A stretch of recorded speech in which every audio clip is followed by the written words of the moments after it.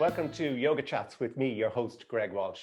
Today's guest is women's health yoga specialist, Melissa Curtis. Now, Melissa began as a hot yoga teacher many years ago, but now teaches prenatal yoga, postnatal yoga, women's health urban retreats, yoga lattes for women's core and pelvic floor health, and even regular yoga. Did I mention kids yoga? So Melissa trains teachers in pregnancy yoga, mom and baby yoga, kids yoga, teens yoga, and she's also pregnancy advisor on the Samadhi yoga teacher training course. In fact, Melissa, you're coming in next weekend to advise the trainees on how they can work with their regular students when they if they become pregnant. So Melissa also just mentioned that she realized that she was pregnant with her first child about 16 years ago in one of my inversions workshops. We need to hear that story. So Melissa, thank you for joining us today. Oh, thanks so much for having me on Yoga Chats. And it kind of emotional because, you know, when I moved back from San Francisco, I was in search of good yoga classes. I'd, come from this place where everyone had a yoga mat under their armpit. And then I came to live in Dublin and very few people, were practicing yoga. And that was in late 2003. And I discovered your amazing studio. So I remember exactly around now 16 years ago, I think it was March 16 years ago, I took one of your inversion workshops and loved it, but I felt a bit funny, every time we went upside down, I felt a little dizzier than normal and my head just kept filling with blood, which it does anyway, but this was just a little bit more than normal. And I just kind of I just felt weird. And I think that was on a Sunday. And I'm pretty sure the Monday or Tuesday, I found out I was 6 weeks pregnant, which is quite late. Okay. Yeah, which is quite late. And that's a whole nother story. But so there you go, Greg. I got my first inkling in your inversion class. I love that. I don't remember the specific class. I remember meeting you. I remember the inversion workshops. I used to love teaching those. We had a good big space then, Dame Court. Yeah, that's going back quite a while, 2003, 2004. So that would have been probably 2005, actually. yes, Yeah, because she was born at the end of 2005. I have such a clear memory of that day, like so clear. I remember even the wall I was up against. I remember the light shining in. I just remember it so clearly. So you had an effect on me then. Blushing.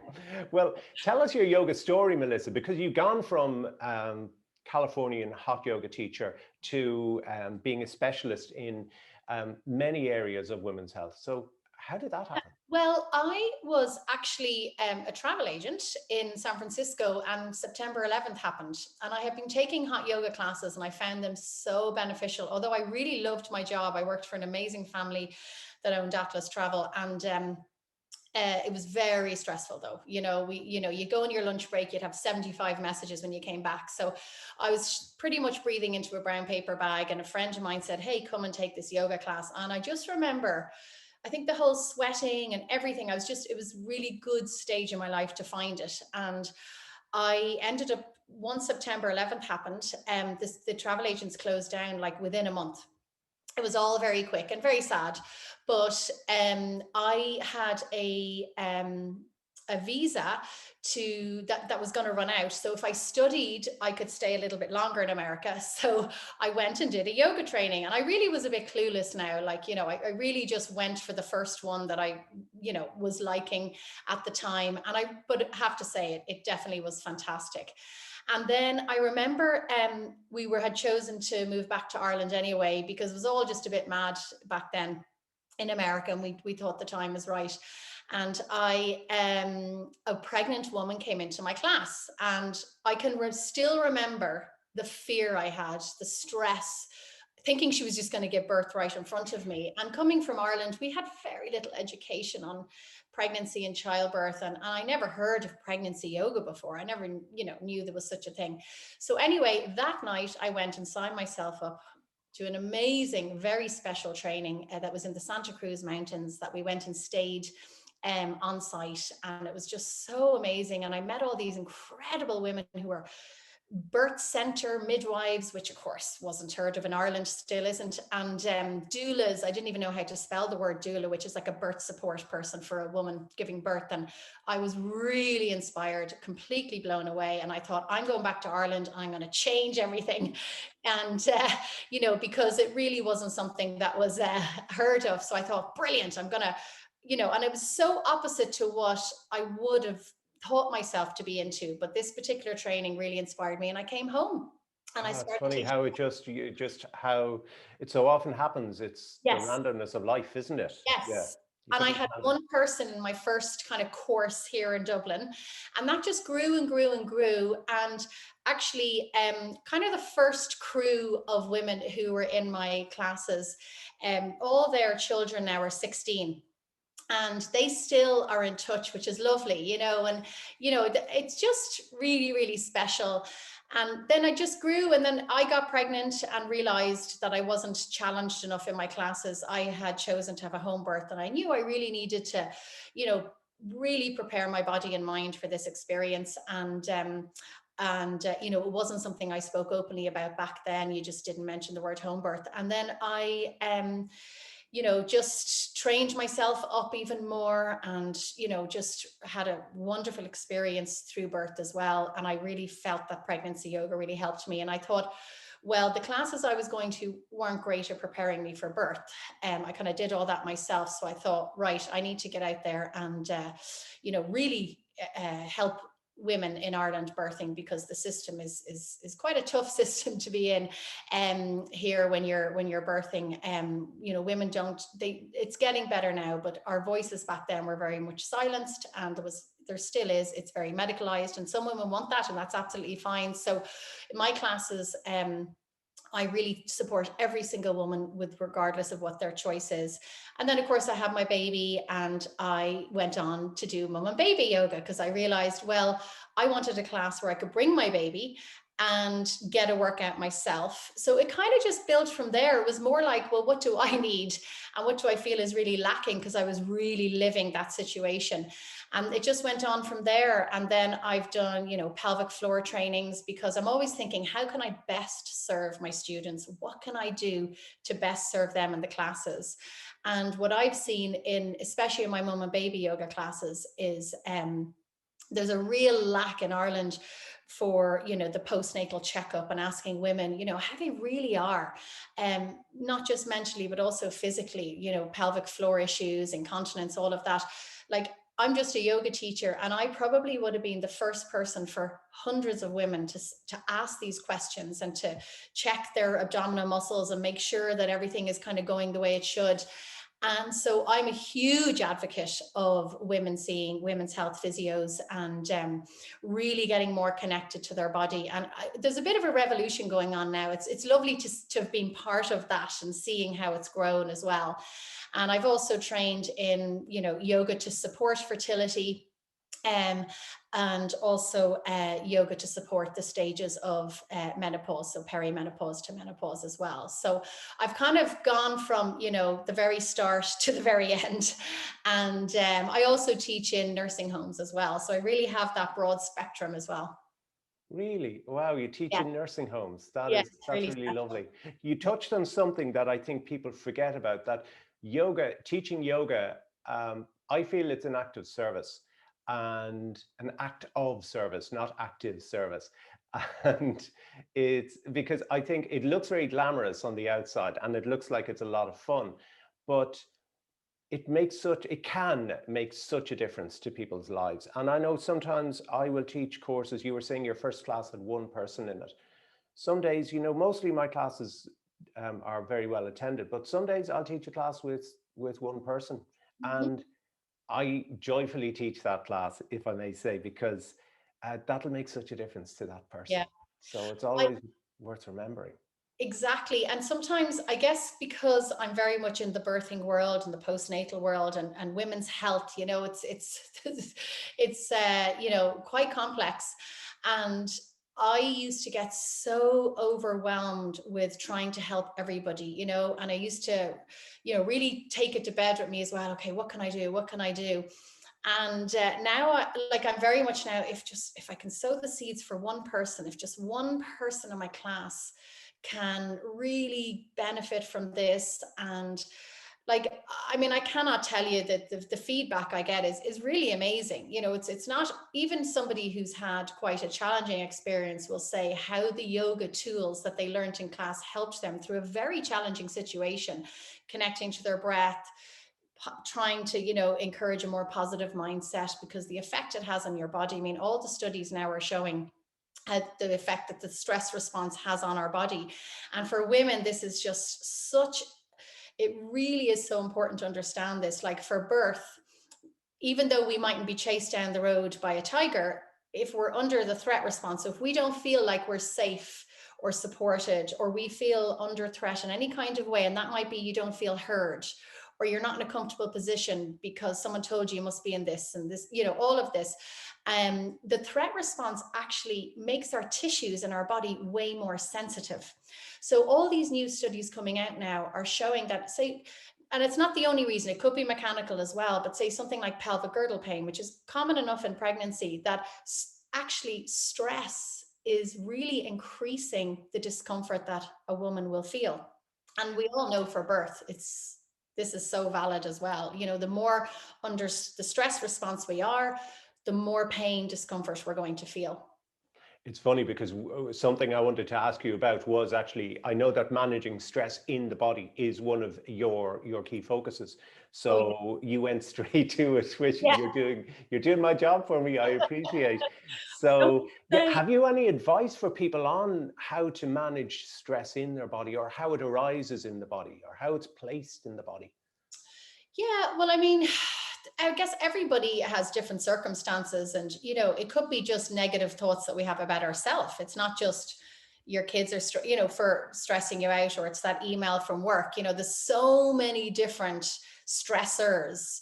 So I think what I'm always trying to teach in my class is listening to the little whispers in your head. It's that is your body trying to tell you. And I'm speaking from experience, Greg. Like, this is something that I ignored, and then you go from being fine to needing to go to hospital. You know, if you don't listen to those whispers, it's trying to listen to what the body's trying to tell you, and really honoring that, you know. And women now, you know, we are doing a lot. You know, we're looking after the home, the kids, and working, and there's a lot going on, and there's not enough time for rest anymore. And that's one thing I'm really learning, not just, you know, during the COVID times, but even before. You know, the more I listen to my body when it's exhausted and really honor that, the better my body is, and the better actually life is for me, because I've listened to the stress responses starting to talk to me. And that has a huge effect on women in preparing for birth, just dealing with, you know, every day. It gets so bad that you can't even think of what to make for dinner. You know, that's when you've let those whispers be ignored. But like, a woman's menstrual cycle is hugely affected by, you know, the stress response as well. Absolutely, yeah. And as we go into perimenopause, which for most women starts around age 39, and it's just little changes start to happen. And some women might be thrown into it a bit more earlier if there's a medical reason.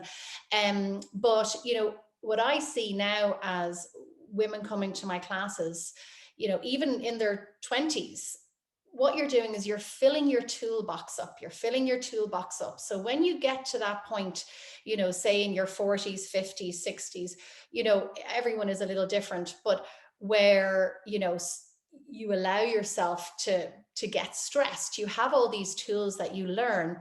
And all the studies are showing this as well. You know, how if we can just manage our stress levels, it's not the only thing or a magic wand.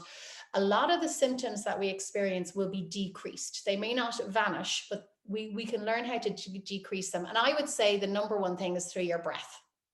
You know, your breath is really the start. And of course, looking at how can you decrease what's going on in your life. Is there anything that you could, you know, bring into your life or get rid of that will help along the way as well. But I think your breath is where it all starts, and then you can add on to that with your yoga poses and your, you know, your positive mindset, whatever way you know, maybe it's affirmations, visualizations, yoga nidra, all of that. I mean, even if I'm about to teach a class and I'm really tired, where I just feel like I've been run over by a truck, I just, if I can, even with the kids running around me, I'll turn a yoga nidra on, and afterwards I'm just ready for that class, you know. So I'm trying to just sow those seeds to people. Rest is so important. Movement is so important too, by the way. It's really important, but we've lost the importance of rest in our lives, definitely. And I think this is why we're seeing more stress as well. We have become, it's almost a badge of honor to be constantly busy. And Oh, it's yeah. something I notice people will say to me all the time, because, you know, I'm teaching a load of classes, managing the admin end of running a studio, though the studio is sitting empty. So there isn't that. Everything's been done from home. So it's not so bad. But these days, when people say to me, sorry to bother you, you're so busy, I'm trying to say, no, I'm okay. I'm fine, actually, even just for me to hear that, because I think we can start to believe our own stories, whether they're true or not. I love the idea of what you're talking about with the toolbox. I think, and this is for me, this may not be so relevant for the listeners and viewers, but for me, it's also something of a reservoir, because I know, like, you can't catch up on sleep, apparently. Sleep lost is sleep gone, but you can get a good night's sleep. But for me, it's like I've had times of serious extreme activity and then a lot of inactivity. Like last year, I had surgery and I was laid up for a long time, but I had a reservoir that I could tap into at that stage, physically, mentally, emotionally, but also I had my breath. That when I remember having surgery, going in, you know, you see the needle coming, you see the sterile situation, and I was going in and I was nervous and I had my breath and I got back to my breath. And it is, and it's funny because you've been to my classes years ago. I wasn't a breath person at all. I was very much an asana technician. I was, if you turn your finger in this way and ground into the outer edge of your whatever, you're going to notice a difference. Maybe you can lift. But I'm still like that. But I now try to then breathe life into the body, using the breath. Using the breath, to me, it's like it's the key that has changed everything. And it's funny, it was 2018 when I started doing that. 19 years into my teaching career, 20 whatever years into my yoga practice. It's funny. Yeah, I think we're all a little bit the same, you know, teachers. I think when we go into our training, we're all asana, asana, asana, you know, move, move, move. And I just think it takes a little bit of being a mature yoga teacher or an experienced yoga teacher to really understand. Then you start to notice, and it's the feedback you're getting from your students. So when I talk about the breath, I'm not just talking about one particular type of my classes. I'm talking, this is like from, you know, just my regular yoga classes, or if I'm teaching on a training where I have like a 20 something becoming a yoga teacher. And then I have, you know, my classes where I have, you know, women in their 70s, you know, coming, obviously the nursing home yoga. I mean, it's just so interesting. So a lot of these people would have Alzheimer's, the residents, but you know, the staff will tell me all week, they'll be going, is the yoga on today? Is the yoga on today? And I do a lot of breath work with them, a lot of connecting to the breath. You know, we do some movement, but because they're in a chair, you know, we're not moving that much. But, you know, all the messages I get from women who gave birth, whether they're giving birth via a cesarean birth or whether they're having a vaginal birth, the one message that comes back to me is the breath. It's the same in my mom and baby yoga classes. The movement is amazing, but women will say, God, I'm so glad I had that, you know, behind me, because when it's really stressful and baby hasn't slept, and I say this in every single class, I give them a little technique for when everything is chaotic. And I say, look, we can very well learn in a class with candles and beautiful music playing, but when you have a baby, it's crying, just noise in your head. You've got to learn how to connect your breath in those kind of environments as well. So it's, and that's, I say to them, you are learning life skills here. You know, this is really going to stand to you. And it goes all the way along, you know, in my women's mini retreats that I hold, or any kind of retreat that I'll do, you know, there's a lot of breath connection. There's a lot of just pausing and feeling the breath. I'll move people as well. Like women, we do want to move too, you know, we want to feel like we've had a bit of a class as well, but it all stems to the breath as well. Yeah, it cuts through everything, and it's constantly there. Yes, constantly that's it. there. That's it. Yes, And that's it's it. actually not that hard, but it's really hard because we're not taught to be so connected. You know, this is why it's great. There's so many more kids yoga teachers, and kids are like, even without a kids yoga teacher, my kids are being taught. They have these mindfulness programs in school, and they're learning about emotions and resilience. But they do breathing techniques. You know, Going to that's be, yeah, they're a different generation. They're going to have a radically different experience. yes. Melissa, can I ask you, is there any takeaway that our listeners and viewers can use from coming out of our yoga chats today? Well, I would say it's never too late. You know, I have people contacting me all the time going, "Oh, I've never done yoga before. Is it too late?" And I say it's never too late, you know. So I have people coming to my retreats who've never done yoga before, and we will work from the feet right up to the head, you know, and how specific moves can improve your body and also prepare you for aging as well, you know. And I'm talking about from the early ages in your 20s onwards. So I would say it's never too late to take up yoga, and to never worry, oh God, am I going to be the one in the class that doesn't know what to do? Because every yoga teacher, I would like to think, is so welcoming, and really they're actually the people they'd love to come into their class that really are probably newish to yoga, and just so, because it's lovely to see someone get that experience and suddenly be just inspired to come back to a class. But I would also say that every woman should see a women's health physio. You know, go and see a professional who is well trained up in the female body.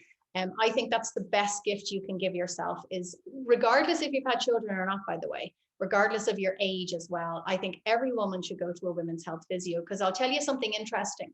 You know, when I first started yoga, it was all talk about how weak women's pelvic floor were, so lax. And you know, every woman still, that's still just ingrained. We must be weak. We must be weak. But you know, the last 5 people in my class who have gone to a women's health physio have actually been told that their pelvic floor is overexcited, which means it's tense. They can't learn to let go.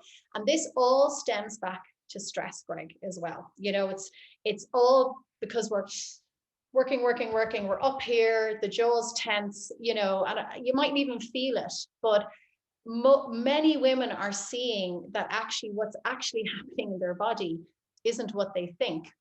And many women go and they're told, oh, everything's great. So I don't want everyone to feel afraid of, oh my God, what am I going to be told? But you see, if you can nip these small little things in the bud, or if you can go to a class that focuses on women's health and connect to your body, and then you'll understand even more when your body gives you those little whispers, those signs, and then you'll be better at getting ahead of yourself. And if we're just that little bit ahead of ourselves in minding ourselves through, I guess, you know, stress relieving techniques, then we really are going to have a better experience as we go through the stages of womanhood. And you know, we really will. And it's not to say we're going to get away with it with a lot of symptoms, but it just means, I mean, even something as simple as a woman who is having night sweats, you know, there's the cooling breath is one of the best things you can do, you know. So there's just to have those little tips It's the along toolbox. being ahead of yourself. Yeah. So I would just, you know, seek out a teacher that is talking to you, but you know, we might be going to like strong classes, this, that, and actually missing out on what our body's actually trying to tell us as well. And you know, that's what I would say is becoming a little bit more in tune. What is your body actually, what do you need today? And as I get older, I'm a bit better at going, oh God, I don't think I could do a strong class today. Or some days I'm like, give me a strong class. This is what I need today. You know, so just kind of, I guess, having the chats, the yoga chats with yourself as well. I think that's really important. I think being able to tune into your body, it takes a little bit of work. You need to have plugged away for a while. So you develop the sensitivity, and you develop the dialogue with your body, that you can see the early warning signs, and then you have both the reservoir to, you know, rest a little without losing, you know, but also then you have the toolbox, as you said. So Melissa, on behalf of our listeners and our viewers, I'd really like to, I can't find the words today. I'd really like to thank you for coming to have the yoga chats. It's been absolutely brilliant, Melissa. Thank you. Well, thank you for having me, Greg. It was an absolute honor to be here today on Yoga Chats. Well, that's all for now, folks. I'm Greg Walsh. Thank you for tuning in, and I hope you can join us for some more yoga chats soon.